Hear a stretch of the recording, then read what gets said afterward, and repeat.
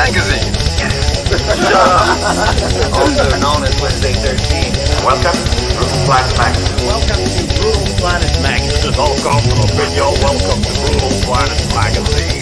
You're listening to Brutal Planet. Hey, what's up, everybody? CJ Pierce here from Drowning Pool, and you're listening to Brutal Planet Media right here. Get yourself. Hey, I'm Steve from Within the Ruins, and this is Brutal Planet.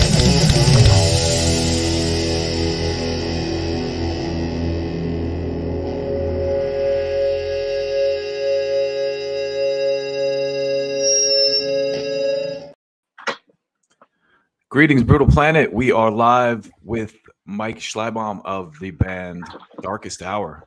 Mike, thank you for taking the time today. What's happening, man? This is awesome. This is the first time I ever did this, so I'm stoked. Oh, hell yeah. Well, I'm a big fan of you guys. I've been a fan for a long time, so it's an honor to talk to you today, man. And let's get it started. Gorilla Biscuits shirt right off the bat. I mean, you guys are from DC, which is kind of the birthplace of the DIY hardcore movement, really. Yes, we are, and it's been very influential. You know, I mean, me and the singer of the band grew up going to hardcore punk shows here when we were just teenagers, and it totally shaped, you know, our entire perception of how to do a band. You know, getting in the van with your friends and just book it in people's basements, you know, as far as like just how to approach touring, how to approach band culture in general. Like a lot of the early punk and hardcore bands, and you know, although Gorilla Biscuits is from New York, like that entire era of like punk and hardcore is like kind of what we grew up on, and we're sort of part of the wave of kids that were in the audience, then grew up, but also we're listening to a lot of metal, a lot of death metal, and then how the cultures and the music collide is sort of, you know, the story of Darkest Hour and the story of metal, hardcore, metalcore, whatever you want to call it. Yeah. I mean, like, you know, obviously Minor Threat, Ian MacKaye, Bad Brains, all those bands are incredibly influential. And you guys formed Darkest Hour in, was it 95? Yep, we formed in September. Our first show was September 23rd, 1995, but we've been practicing for a couple months before that, obviously. And it was sort of off the tail of kind of going to our first hardcore punk shows. I'd been in some other bands, and we'd been doing other bands here and there before, but it was sort of like, you know, maybe even our third or fourth attempt at doing a band, you know, and it's just kind of how it was when we were younger. And it's kind of crazy to be in that same band 30 years later. Yeah, we talked to a lot of bands, and it's incredible that you and John are original members. You know, it's rare that original members stick it out that long. Well, in a band. yeah. Also, it's notable that our bass player Aaron and John and I have been friends since high school. So he actually was one of my oldest friends from when I first even got into music too. So even though he hasn't been in the band the entire time, his musical journey and path has been totally parallel, and it just feels like family, you know. Tito, our tour manager, he's been with the band over 2 decades. Travis, our drummer, you know, he's been in the band at least 12 years now. It's like everybody's kind of really found their own place here, and even Nico, our newest member, he's been in the band only a couple years. You know, just having known him before and him having knowing the band, it just kind of just feels like, I don't know, man, that we've been in this band for a lot longer than 30 years, but at the same time, we have the energy to do this like we just started kind of thing. Yeah, I listened to the new record. It's phenomenal. I can't wait for people to hear it. It's got I love when bands are able to do this. It's got a lot of the energy that I love about Darkest Hour when I first heard you guys back in the Undoing Ruin era. But then it has also some kind of fresh elements as well that kind of bring it into the new era. Well, we kind of like had this mission statement on the record to see if we could make people feel both nostalgic, but also excited about something new. You know, like those things are kind of at war with each other. Like, how can you have that new feeling of excitement with something that also makes you feel like, oh, this is familiar, you know?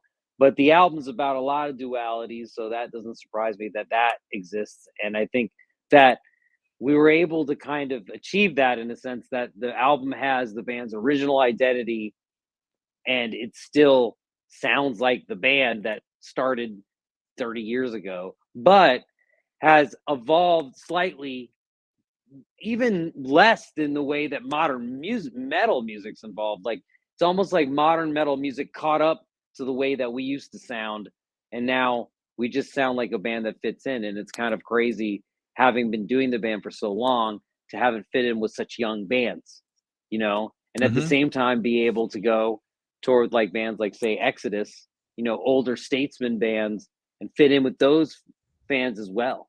You know what I mean? And that Yeah. I think is a special place that Darkest Hour kind of exists in right now. It's hard to be that band because you have to be able to have a little bit of the old and a little bit of the new. Kind of like what, you know, the feeling we're talking about. Yeah, and you guys really, to me, because I'm 45, so I grew up listening to bands like Metallica and Pantera and Megadeth and all that stuff. And then in the 2000s, after kind of new metal broke, there was this wave of bands that were kind of like a throwback to OG thrash, you know, like Lamb of God, Black Dahlia Murder, and you guys are, I think, and Killswitch Engage, you know, all those kinds of bands. So it's almost kind of like at this point in time, you guys are the elder statesmen of metal now. The Well, torch we has been were, kind of passed. yeah, we were a part of the new wave of heavy metal and American heavy metal, and now it ain't so new. But the thing that's interesting is that when I look back at all these old tour posters, you know, the support bands, they're the Who's. It's like hilarious. I was looking at uh, what is this? A Whitechapel, a Mirror, Himsa, a Life Once Lost. Himsa, I Like, forgot you about know, that. I mean, dude, it's wild when you to kind of start to see like how we've been able to tour with a lot of all these bands that all went on to just do more, you know, like here we are playing with Unearth and Every Time I Die, and here we are playing with Shadows Fall, here we are playing with Lamb of God, Yeah. Bleeding Through, you know what I mean? Misery Signals, like all these bands that were baby bands and now they're bands you remember, you know, and I think we're just feel fortunate to have actually been able to been along the ride and become friends with so many bands and be a part of so many of these eras that we can kind of transcend them in a way to get to where we're at now, which elder statesman, legend, has been, depends on what you want to call it, but we'll just, you know, we're I happy to be over mean, here. You know what I the, mean?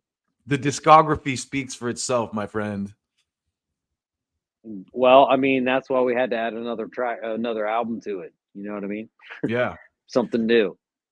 Well, let's go back a little bit further and talk about. I like to get an origin story from people, so I'd like to hear a little bit about your journey as a musician and kind of like the bands that influenced you. I mean, you talked a little bit about the DC hardcore scene, but tell me a little bit about bands that drove you to pick up a guitar and start this band.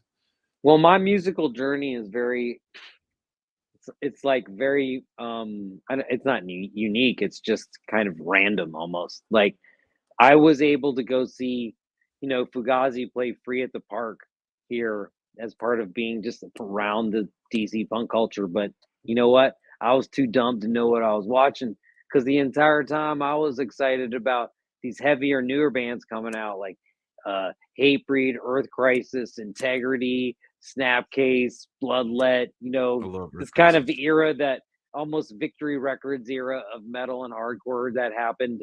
You know, I was all about that. But I came up around the other culture and it definitely absorbed. You know, went to all the Discord kind of type shows and experienced that scene, you know, and that Hmm. definitely led me out of the path of kind of going down the black hole of heavy metal when you're a kid. And punk kind of saved me in a sense that it gave me a chance to get out there, whereas I didn't chase show business right away. I mean, of course, I love heavy metal. You know what I mean? Like I like you, I fell in love with first the you know the big four like your Metallica, Megadeth, Slayer, Anthrax, and then I loved Van Halen. You know what I mean? I love the Yeah. Scorpions, but then along came Pantera, kind of the Yeah. Eddie Van Halen of my generation kind of thing, where it felt like he was for me because he was younger and the music was heavier and it all made sense.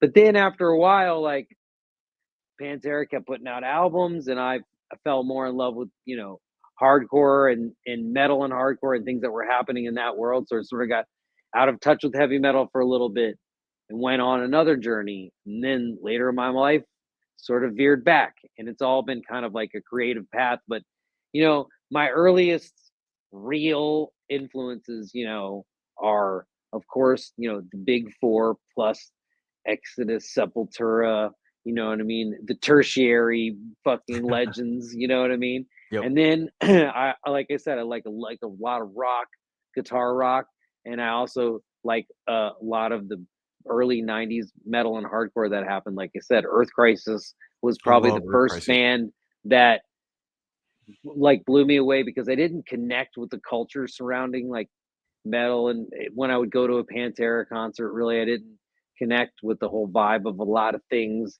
from the whole Southern Pride thing, the whole Sure. Confederate flag thing, Yeah. everything was just like kind of like, I'm from like Washington D.C., or Virginia, even Northern Virginia, where like, yo, fucking, you don't fuck around with like hanging out with that flag and doing shit like this. This is a little Yeah. weird. But then I found Vegan Straight Edge, which at first felt like it made sense to me. Later, I realized that that had its own trappings as well. You know what I mean? But it's cool to just kind of live your life and surf these kind of different scenes and ideologies and whatever. And so it's not like I ever fell out of love with Dimes playing or those records. Of course not. And it just came part of another piece of the puzzle along the way that gets you to like, at the gates, in flames. You know what Yeah. I mean? Hypocrisy, Entombed, you know what I mean? All the Swedish bands later. It's just kind of like not just one singular moment of inspiration in my life. It's really been like a constant kind of wave, one right after another. First, here's thrash metal, you know what I mean? Then Hmm. here's metalcore. Then here's, Swedish influenced metal, Yeah. here's Swedish thrash, and just, I don't know. That's kind of, I guess, the beginning, but there is no end to the beginning because I always love finding new stuff and hearing new bands and getting influenced by new stuff. So, because I'm Yeah. addicted to this heavy metal thing.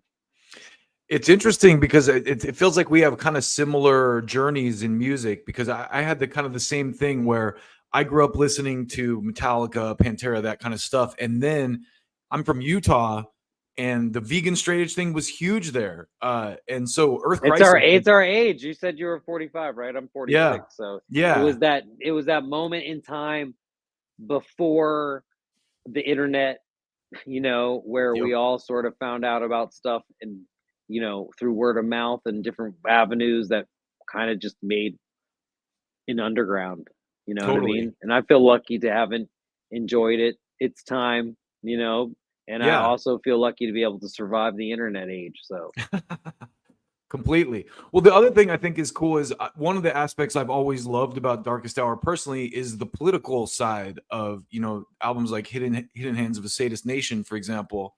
And that it's cool to hear you name drop Earth Crisis, because that type of messaging from that hardcore world carried over into what you guys were doing, obviously.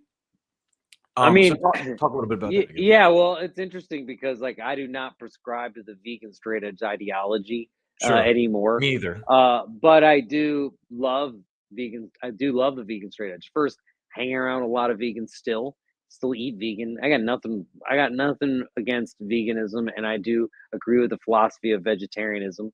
And then as far as partying, I just like to party, but I also understand why people would still want to be straight edge as fuck. Yeah. But at some point, straight edge provided with me with almost all of my lifelong friends, the original scene that birthed me into music. But at some point, I found something else, and again, it doesn't mean that I don't like it. It's just I became into something different and moved to a different path, really. And I think the same is true with like the political stuff. Where Darkest Hour, like we like to pick issues and we like to pick things to talk about in the songs. Nowadays, it's really hard because fucking news is moving so fast, and Yeah. there's so much fucked up shit. You're like, well, if I talk about this, why? How did I not talk about that? Why didn't I say anything about this? And you know, it's wild. So I think we're evolving to where nowadays we like to put our ideas in the songs because that's the place where nobody can yell back at us. You just got Yeah. to listen to what John has to say. You got to listen to his point of view, and that is the fucking song. And see you later, you know. And Mhm. then I think we've also chosen that like we'll have to make our voice heard on certain things that you just can't not shut up about on the internet. But at the same time, we also like to kind of, I guess, stand from a position of listening a little bit more. You know, I think we're kind of in an Smart. age where everybody wants to shout how they feel right now. And I get that because I'm a very loud person who never shuts the fuck up. But I am saying, have been learning that there is a power in kind of like listening to what other perspectives are out there. Because again, I'm a loud, and we're a whole loud crew, and we'll fucking get all up and shout all over everyone. So now I think we're just in a position of we like to take in a lot of information. That's why we like to tour. We like to talk to people and hear, their opinions on shit. Arguing with people backstage about politics is not really like our most favorite thing to do, but the good thing about it is like having let people know how we feel about a lot of stuff already, they kind of know what to expect. So it's like they pick their chances to engage on certain things. So Yeah, I yeah. mean, in the end, it's like we're human beings. We're five-member band, and we do work collaboratively. So not everybody's gonna agree on every issue, you know. But uh when it comes to like the band has been around for so long, has said so many things in the songs collectively that it's almost like it has its own identity, you know? Yeah. And as long as you can get along with the greater identity of what the band has to say, there's room for people to have nuanced political ideas. I mean, of course, there's just certain things that we just feel like we want to write songs about where there is no gray area. And as long as you can meet in the middle, then we can all be at a show. Because I would like to say, I do like bands that are diametrically opposed to my political philosophy. Like I do enjoy Earth Crisis, but I'm not a vegan straight edge. I Yeah. do enjoy Leonard Skinner, but I do not necessarily prescribe the Wave things the they have Confederate flag. marked. Well, not even that. I mean, if you watch, it's recently watched the documentary about Leonard Skinner, they have a lot to say about how that was used to market them. But my point is, uh, Mm. I'm sure they wouldn't agree on it with everything that I have to say, being where I'm from and the time of life that I'm in, the age that I'm Sure. in, and I think it's just important to be able to listen to like I can jam Ted Nugent. Just saying. I mean, I'm not a Yeah. Ted Nugent fan, but Stranglehold is sick. Right. And I Yeah. can walk away from being I mean, I might not be repping I will not be like repping his t-shirt, and I won't be out there buying a concert ticket or trying to support him really because he just has too much crazy shit to say. But also, uh, I can appreciate that the tunes are rad, and I could be at a Ted Nugent show and probably survive. You know, Totally. Yeah, I mean, I agree completely. And like with Pantera being a great example, it's like Phil has got a lot of shit over the years for saying and doing things that are honestly, questionable. But then you go back and look at their music and you read the lyrics to a song like Rise, where he says every creed and every kind to give it's a us little depth or strength. confusing. It's a little confusing. Yeah, I it's feel you. And the thing is, the times that I've met Phil Ensemble have been confusing because the tours that I've done with him, he's been eradicated on a lot of drugs. So I think yeah, his standing excuse is, "Sorry, I fucked up. I did a lot of fucked up shit when I was fucked up." And I mean, I hear him on that as a dude who knows a lot of people who do fucked up shit yeah, when they're fucked up. But that right. being said, there's certain things that you have to own and apologize for, and Yeah, I'm not sure if uh he and I would agree on him how he did that. That being yeah. said, I'm not going to hold the entire band's legacy against one dude who did some fucked up shit. I mean, if I'm being honest, I know we're live, so I'll just be honest. Yeah. Vinnie Paul has kicked me out of a strip club. Rex Brown Nice. has started a fucking fight right in front of me with some fan, got us all kicked out of the VIP area at a Killswitch Engage show. Dude, I'm just saying, like, shit's wild out there. Yeah. Also, for the record, every experience I did have when I was around Dimebag Darrell was pleasant, and he was badass, super funny, and really nice, super cool. When did you So, guys tour with tragic. Pantera? We never toured with Pantera, but we Oh, toured you with just Superjoint Ritual on the okay. 2004 Ozfest. And then we toured with Killswitch Engage, which is where I got to party with Rex Brown until he started a fight, which was hilarious. And Mr. Vinnie Paul is the king of the Houston strip club scene. So Yeah, if yeah. you party at any heavy metal time at some point in Texas, you're gonna end up in one of the strip clubs at some point. And let's just say we weren't at his club and it was Monday night and he wanted the VIP area and me and Liam from Dillinger Escape Plan just wanted to introduce ourselves and that got us kicked out of the club. Yeah, we all have our moments. What are you gonna do? You know, Hey that's man, it makes a great story. Then I met yeah, him. Then I met Vinnie Paul another time. He took a sick ass picture with me at South by Southwest. I mean, there's no way he remembered it. You know what I mean? Like, yeah. fuck it. But it's just funny, man. When you get out here and you start touring and doing a bunch of these tours and being around a lot of your favorite rock stars and your heroes, it's funny how you'll brush up with them, and the arc of those stories will end up being. Especially when you've been around as long as you guys have too. You know, you guys are vets, long Oh time yeah. vets. I think with the politics thing too, it's kind of like um everybody with you watch the news, you read things, but when I get out into the streets and I talk to people, people are a lot more kind of in tune and on the same page than you might think about most things. Well, I mean, the TV will make you think certain things. That's for sure. I Yeah, mean, what's wild is that the Hidden Hands of the Sadist Nation record, it covers like a lot of the same issues that are happening right now, and it's completely. so crazy that it's like, fuck, can't write that song. Like, have you checked out this one? Kind of thing. And what's strange is we thought at that time and era it was a reaction to September 11th or the Bush era or something, but now it's almost like it was a reaction to media as well. And I Yeah, think more importantly than anything, I just encourage people to talk to their neighbors, you know what I mean, and to travel outside of the US, get a passport. you know yes. the world is an amazing place. And I mean, I think you do those things, you'll be fine no matter what part of the spectrum you end up on. I do rideshare driving in Los Angeles, and Oh man, so you're meeting humanity right there. Shit, it's damn, very interesting, man. I that's got next level. I can't do that. I'm just like, nah, man. I'm a little too one. VIP to be doing that. Yeah, 1 minute I'm in West Hollywood, you know, which has its a very specific demographic. 1 minute I'm in Koreatown. 1 minute I'm in Inglewood, Compton. 1 minute I'm Yeah. in Beverly Wow. Hills, and I talk to a lot of people, and it shocks me. First of all, people in LA are genuinely very nice in general. I've only had a couple people get in my car that I'm like, that's that guy. But anyway, to your point, I think it's like getting out there and talking to people. It's huge because Oh yeah. the media definitely has a take that I don't think is, you know, as nuanced as it should be. Well, I mean, that's another reason why I like heavy metal and I like concerts.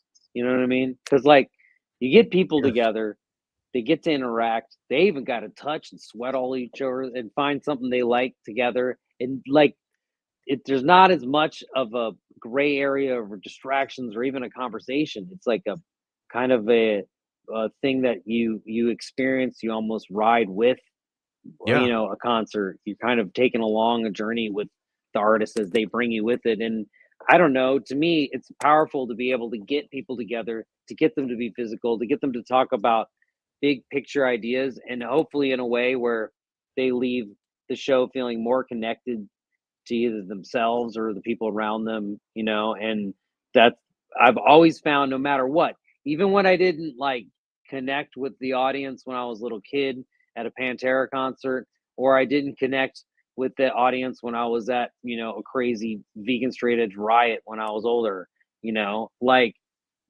there's still something about those cultures that kept me coming back to shows. And I have friends that from all those eras of my life and all those different scenes and places that I've walked. And I think it's just really important to encourage people to experience live music, Live Yeah. music is a place that can transcend politics. It can transcend your TV screen. It can, show you the real news, and it can also show you like what your neighbors are thinking, and connect you with people, like I said, in a way that a lot of other media and entertainment can't. Yeah, completely. I have a son who is into metal now. He's 17 years old, and it's crazy to me to go to shows now. We just went and saw Botch. I don't know if you know Botch, the Yeah, Seattle hardcore. Darkest Hour toured with Botch but right before they broke up. Botch, Dillinger Escape Plan, Darkest Oh Hour. It wow, was a fucking killer tour. that would be Yep, incredible. one of their last few shows before they broke up, and then thus reunited recently. Yeah. So the point I was getting to is just that, just generationally, even metal shows or heavy shows, and I'm sure it's that way for other genres too. But I see kids my son's age from 17 to people my age. So not only is the audience diverse culturally, but like generationally, it's diverse now. You have all these different generations of people coming together for a shared experience. Well, one thing we always loved about metal is that you could age into it. Hardcore and punk was hard because it's kind of a young person's vibe. Yeah. But really, but metal though, there was always this sense of like, the older elite. And I think it showed that there was a path to age into that scene. And I just think now those lines are blurred, and really it's just extreme music. Extreme music can be a lifestyle. We can be lifers of extreme music. And it's amazing because we don't need to color ourselves the same. Like I can wear a Gorilla Biscuit shirt and party to some hardcore one day. The next day I can jam Undeath and like love some new skull death metal slam shit. It's like there's a lot of flavors to metal and out there now that didn't exist when we first got into it, and that's just over the course of our lifetime. So I think it's exciting to be able to just kind of be a part of it, and I think that's what draws people from all different generations. And the last tour we were on, it was really awesome to see like younger people fucking ripping it up to Exodus. It's like, man, Yeah. that's a fucking arc right there. That's crazy. Oh man, I went to a show a couple years ago in Salt Lake City, and it was Black Label Society with Prong and Obituary. And I was blown away when Obituary came on. A bunch of like teenagers ran onto the floor to see Obituary, like kids that were like half my age. And I was just like, fuck yeah. They've been doing a lot. They've been doing a lot of live streams, a lot of internet stuff, and I'm sure that's helped broaden the ability for them to reach people. And they've done a good job of doing the thing that Darkest Hour strive to do, which is survive. Yeah. And that's the first thing you got to do if you're gonna want to be a band that ends up being an older band. Yeah. Yeah. Well, another thing you made me think of is this guy. We were talking about the grunge thing, and this guy was like, I was glad when grunge hit because I was already wearing like jeans and a t-shirt every day. And so it like kind of like made that it cool again. And so it's Yeah, I like, was not stoked when grunge showed up because I liked metal.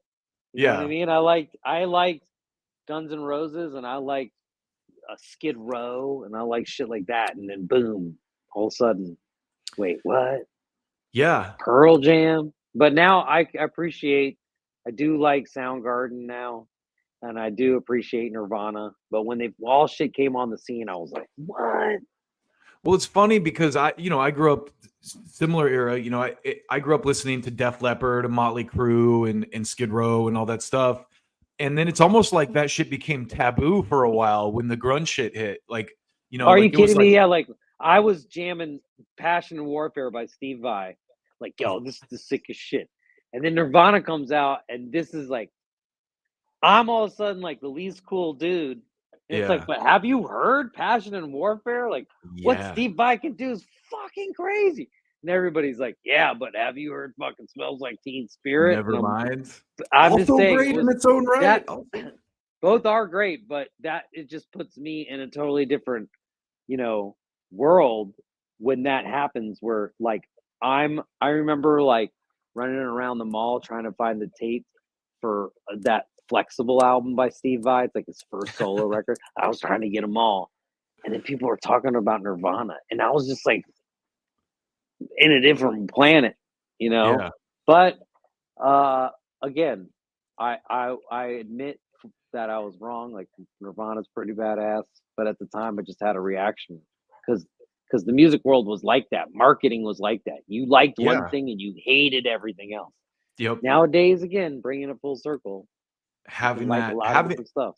have kids having access to streaming and stuff, it just everyone listens to everything now because you have access to it. You don't have to buy your record collection. Nope, it's gonna all be in your pocket, unfortunately. One of the things too, I talked to Kenny Hickey from Typo Negative a couple months ago, and he brought up a great point about the grunge thing. He's like, well, that was like the last time that rock and roll was popular too, and like on the radio. And so when I looked at it through that lens, I was like, yeah, man, there were a lot of great bands from that era too. Stone Temple Pilots. I like a lot of Pearl Jam stuff, Soundgarden, you know. Yeah, I But mean, it was at least guitar, yeah, you know what I mean, and band driven and riff driven. I mean, I think there's a lot of similarities. You know what I yeah, mean? And I yeah, think now, I don't mind the convergence of electronic music and rock music and metal and all that stuff either. I just really love guitar. So hmm like if I'm gonna really love it, better have some guitar in it. You know what I mean? And if I'm gonna really, really love it, it better have some whammy bar in it. You know what I'm saying? Don't skip on the whammy. So you reminded me of a question I wanted to ask you actually, because you mentioned Steve Vai, and Steve Vai kind of made Devin Townsend famous. And did Devin Townsend produced your first couple records, right? Nope. Devin Or Townsend produced our fourth and fifth record. okay, sorry, I was a little bit late on One, that. two, three, 1, 2, 4. Yep, fourth and fifth. He I'm produced a looking at. couple of your records. Let's put it Undoing that way. Ruin and Deliver Us were produced by Devin Townsend in Vancouver. He's a fucking genius, and he did an amazing job about like corralling where we were at and helping redefine the sound for decades to come. We're Mhm. forever grateful to him, and he's a fucking god amongst men Yeah, creatively. He's a creative metal genius and an amazing person to be around. Can't say nicer things about him, you know? I was surprised to learn that. How does that come about? Did you guys handpick No, him, or did the label assign him to no, you? Or actually, it came about because we have a long time person whose work's been around the band. His name's Tito Vacone. He is our tour manager, but he's also been our merch guy, lighting guy, uh, everything guy. And he was a tour manager, etc., for a bunch of other bands. And he was touring around a bunch right around after Mark of the Judas and everything had come out. And Mhm. he was working for Devin. Devin was opening up, I believe it was his first Symphony X, but I am not sure. And Tito happened to be on that tour. And every night he's like working on money or doing whatever, chilling out, and Devin would be chilling with him. They'd be hanging out. He'd be like, "Oh man, you should check out this band, Darkest Hour." And then Devin was going to get in the fray of producing. So after we had heard through, like Devin had been introduced to Darkest Hour from Tito, like on a tour bus jamming it. We got his contact, we connected with him, and then we convinced the record label to hire him. And I mean, at that time, Devin was in strapping. I think he was in strapping and he was doing his solo thing, but he was like hadn't produced a lot of stuff, so it was kind of like he was taking a step to do this. And then between Undoing Ruin and Deliver Us, he started the Ziltoid project because I'll never forget him playing the early Ziltoid stuff when we first got to do Deliver Us. And pretty much at the end of making Deliver Us, I think he really decided that's it. I ain't recording fucking bands. I got too much of my own music. It takes too much of my soul. And I mean, I'm really appreciative that we got the time and the energy we got from him for those two records before he realized that, man, you can't be pinned down. You know He's what I too mean? busy. But he's great. He's great. I mean, I think he's done some production stuff. I know he did also work with Misery Signals again recently. So I'm not speaking for him, but I am saying he did take off like wildfire kind of after that and doing all of his own solo shit. So we are lucky that we got that moment in time with him. Yeah. When you talked about Vi, it made me think of it because we did this whole piece about sex and religion, that Vi project. Yeah, I love And that record. Oh, it's so good. And I became a fan of Strapping Young Lad, and having been a fan of that record, and didn't make the connection that it was Devin Townsend singing on that record until like way later, Mm. and going like, whoa.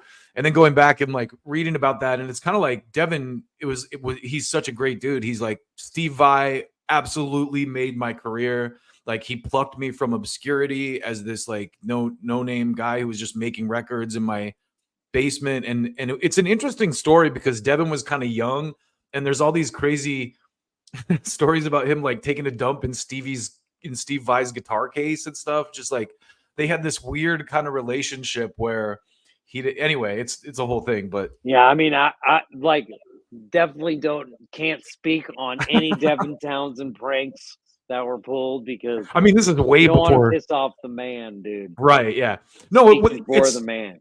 it's such a cool story too, because Steve himself, like, it's interesting because Devin talks about it in some of these interviews he did, where it's like he was this angry kid who was plucked out of Canada and brought to Hollywood, and here's Steve Vai, this like rock star kind of, and he was kind of like hateful towards that to some degree because he's like, I was immature, and he's like, and now that I'm an adult, he's like, Steve handled it so well. Steve was like such a saint. He's like one of the greatest people ever to live.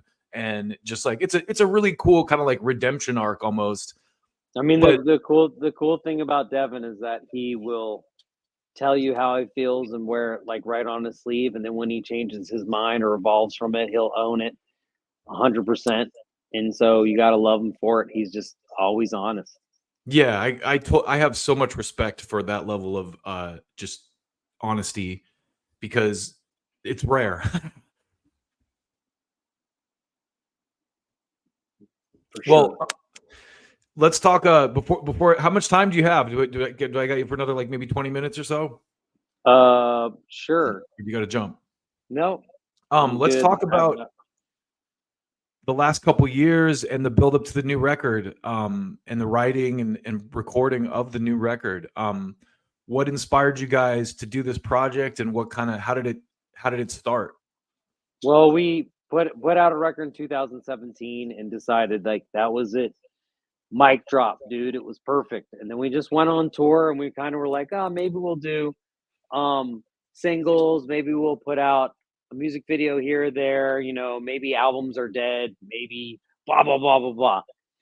And then after messing around with that for like a year, we were like, oh, maybe we'll make a record. And then boom, the pandemic hit. Then we sort of had to like regroup, start over, rethink everything. And after doing that, we sort of realized like, we kind of love this. We started doing I had launched a Patreon, which we do. So if anybody sees this, they want to get on the old, if you're into that type of thing, it's like a kind of like a fan club, a little subscription service we do where we give out exclusive content, post song clips, random shit that we don't have to share online because it becomes a big deal. We can just kind of keep it internal, and it's been really fun. And so that kind of worked perfect over the pandemic. And we got the idea that like, hey, we could probably do this ourselves. And then when touring opened up, we were like, hey, let's put together this this Deliver Us kind of anniversary thing so we can get out there and play a little bit. As soon as we got on tour and we saw how much people love like albums, how much these albums mean, we were like, oh man, we're an album band. We got enough jams now of like little demos kicking around, ideas we've been passing. I mean, it's been a long time. Every once in a while, people be putting something in a little Dropbox folder we have, and it's like, oh, that's good. So after that tour, that's when we were really motivated, and we really started, working aggressively to get to an album. And it was after, the connection to the label people that I know, who kind of just saw what we were doing online and really got antsy to get involved and really tailored the deal to work with all the new school shit we were doing. I was able to sort of like connect all the dots, and we had out of nowhere almost a finished record, a record deal, a fucking sick round of touring lined up, and it was like, oh shit, here we are again. That's awesome. Just kind of naturally fell into place. I mean, it was probably for the first time in the band's career where we weren't forcing the timing of stuff. It just was like, oh, now we're ready. Oh, now this works. Oh, fuck it. Okay, this is all lining up, and that's we've been grateful for that because I think it just shows when you're kind of making the right choices and you're doing everything for the right reason, then the path just becomes for a little obvious and you can continue to make better choices. Just in the same way, if you're making a bunch of fucked up bad decisions, it can get you in a lot of trouble and keep you help make you make more and more bad decisions. It's that cyclical thing, that the domino effect. Yep. So you guys are going to be are you going to be in the States this year? We're going to be in the States, Canada, and Europe. We just Awesome. did Tokyo and a bunch of other countries last year, Australia. So this year we're back in the US from February 29th to April 6th. That's US and Eastern Canada. Then we have some US dates that are not announced for June, but we'll tell you who with, or maybe it's July. But it's totally different cities and stuff than we're doing. And then we have a European tour that looks like a very massive European tour that looks like it's going to happen at the end of the year because we love to tour over there and we haven't been back there a while with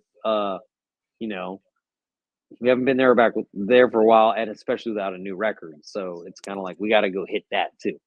So we're going to be on the road a lot this year, and the whole point is that's why we made this entire record, was to fuel and be a vehicle to be able to just continue with the live concert experience because we love it.